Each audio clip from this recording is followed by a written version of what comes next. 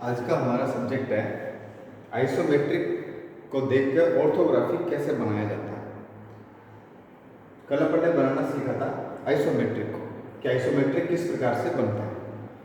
अब ये तो हो गया अपना आइसोमेट्रिक।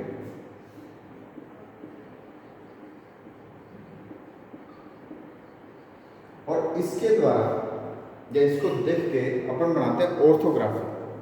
ऑर्थोग्राफिक क्या होता है?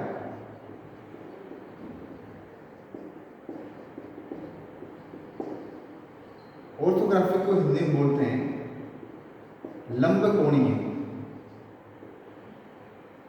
हिंदी में बोलते हैं इसको लंबकोणीय ऑर्थोग्राफिक प्रोजेक्शन। लंबकोणीय प्रक्षेप। लंबकोणीय प्रक्षेप क्या होता है? इस विधि के अंदर या इसको जब बनाते हैं किसी भी आइसोमेट्रिक का, जब ऑर्थोग्राफिक बनाते हैं तो ऑर्थोग्राफिक जब बनाते हैं तो उसके लिए दो पद्धतियां होती हैं या दो प्रकार होते हैं। एक प्रकार से पहला होता है उसमें फर्स्ट एंगल, एक होता है फर्स्ट एंगल प्रोजेक्शन, और दूसरा होता है थर्ड एंगल प्रोजेक्शन।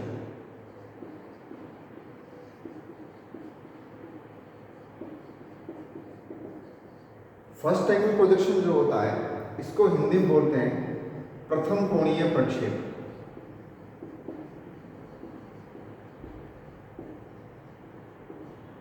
प्रथम कोणीय प्रक्षेप। और जो थर्ड एंगल होता है इसको बोलते हैं तृतीय कोणीय प्रक्षेप। ये थर्ड एंगल होता है। यानी किसी भी आइसोमेट्रिक को देखकर जब अपन उसका ऑर्थोग्राफिक बनाएंगे यानी लंबकोणीय बनाएंगे तो वो अपन फर्स्ट एंगल में बनाएंगे या फिर थर्ड एंगल में बनाएंगे। यानी दो प्रकार से अपन इसको बना सकते हैं, फर्स्ट एंगल में या थर्ड एंगल में। तो पहले अपन चलते हैं कि फर्स्ट एंगल में थर्ड एंगल में दो तो प्रकार होंगे, या तो फर्स्ट में बनाओ या फिर इसको थर्ड में बनाओ। लेकिन बनाएंगे किस प्रकार से, क्या होगा उसमें, किस प्रकार से आइसोमेट्रिक को देखेंगे। तो इसके लिए सबसे पहला होता है इसमें तीन व्यू होते हैं। इसके लंबकोणीय प्रक्षेप के तीन व्यू होते हैं। पहला होता है फ्रंट व्यू, इसको हिंदी में बोलते हैं अपन सम्मुख दृश्य। सम्मुख दृश्य इसको हिंदी में बोलते हैं फ्रंट व्यू। दूसरा होता है इसके अंदर साइड व्यू, इसको बोलते हैं अपन पार्श्व दृश्य। ये हो गया पार्श्व दृश्य यानी साइड वाला। और तीसरा होता है इसके अंदर टॉप व्यू, इसको बोलते हैं अपन हिंदी में ऊपरी दृश्य। ये तीन व्यू हो गए। तीन व्यू में पहला है फ्रंट व्यू। फ्रंट व्यू को हिंदी में बोलते हैं सम्मुख दृश्य। दूसरा है साइड व्यू, साइड व्यू को बोलते हैं पार्श्व दृश्य। और तीसरा टॉप व्यू। इसमें फ्रंट व्यू को अपन एलिवेशन भी बोल सकते हैं। फ्रंट जो होता है इसको अपन एलिवेशन भी कह सकते हैं। और जो टॉप है, टॉप व्यू जो होगा इसको अपन प्लान भी बोल सकते हैं, यानी प्लान व्यू भी कह सकते हैं। तो इनमें ज्यादा अंतर नहीं है। Front view, side view and top view. Front view क्या होता है, साइड व्यू क्या होता है और टॉप व्यू क्या होता है, अब हम उसको समझते हैं। किसी भी आइसोमेट्रिक के अंदर जब एक आइसोमेट्रिक बनाया जाता है तो आइसोमेट्रिक के अंदर तीन सरफेस होती है जो अपने को साफ नजर आती है। और उन सरफेसेस के अंदर हम उनको देखकर ही अपन फ्रंट, साइड और टॉप बना सकते हैं। तो एक आइसोमेट्रिक यहाँ दे रखा है, इस आइसोमेट्रिक में एक साइड में लिख रखा है फ्रंट, एक में साइड और एक में टॉप।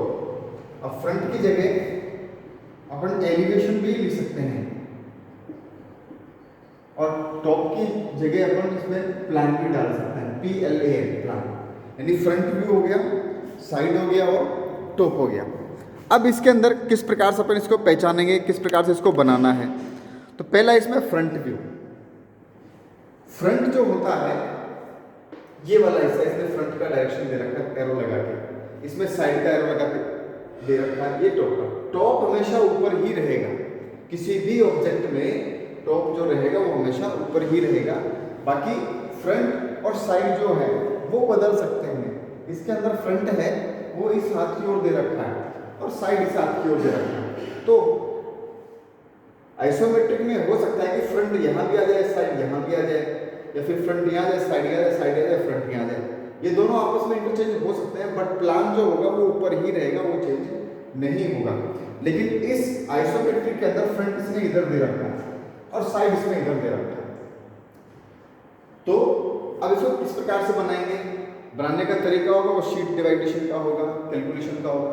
उससे पहले इसको समझते हैं इसकी लंबाई, चौड़ाई और ऊंचाई। ये तो अपने पास फ्रंट, साइड और टॉप। किसी भी ऑब्जेक्ट को बनाने के लिए उसकी लंबाई अपने पास होनी चाहिए, उसकी चौड़ाई अपने पास होनी चाहिए और उसकी ऊंचाई अपने पास होनी चाहिए। 3 चीजें अपने पास होनी चाहिए। पहली है इसमें लंबाई, उस ऑब्जेक्ट की लंबाई, दूसरी है उसकी चौड़ाई और तीसरी है उसकी ऊंचाई। अब लंबाई क्या होती है, लंबाई जो होती है वो फ्रंट के सामने की कुल दूरी, लंबाई जो होगी वो कहलाएगी फ्रंट के सामने की कुल दूरी। यानी फ्रंट के सामने दूरी कितनी है, 50 मिलीमीटर। तो इसकी लंबाई अगर अपन देखेंगे तो लंबाई कितनी हो जाएगी इसकी, 50 मिलीमीटर। नेक्स्ट है साइड, साइड के सामने की कुल दूरी वो कहलाएगी चौड़ाई। साइड के सामने की कुल दूरी कितनी है, 40। तो ये कहलाएगी साइड के सामने की कुल दूरी। ये कितनी होगी अपने पास, 40। और लास्ट में ये हाइट, ऊंचाई इसकी 30 मिलीमीटर है। ऊंचाई कितनी है इसकी, 30 मिलीमीटर। यानी ये हमें ध्यान रखना है कि एक ऑब्जेक्ट को बनाने के लिए अपने को लंबाई, चौड़ाई और ऊंचाई की आवश्यकता पड़ेगी। इन लंबाई, चौड़ाई और ऊंचाई में अपन कैसे ज्ञात करेंगे कि इसकी लंबाई कितनी है, चौड़ाई कौन सी है, ऊंचाई कौन सी है। तो लंबाई जो होगी वो कहलाएगी फ्रंट के सामने की कुल दूरी, इसकी लंबाई कहलाएगी।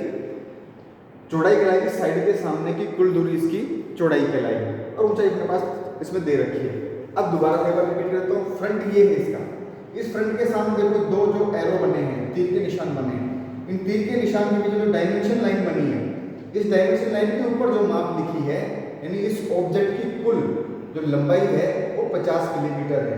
उसी प्रकार से साइड में जो डायमेंशन लाइन है, डायमेंशन को 40 लिखा, तो यहाँ से लेके यहाँ तक की कुल दूरी जो है वो कितनी है, 40। और ये उसकी ऊंचाई हो गई 30 मिलीमीटर। तो ये जितने भी माप हैं ये सारी all dimension are in mm, यानी जितने भी माप हैं सारी किसमें है, मिलीमीटर के अंदर दी गई है। तो सबसे पहले आपने समझना होगा फ्रंट, साइड और टॉप में लंबाई, चौड़ाई और ऊंचाई किस प्रकार से अपन ज्ञात कर सकते हैं। बाकी नेक्स्ट वीडियो के अंदर।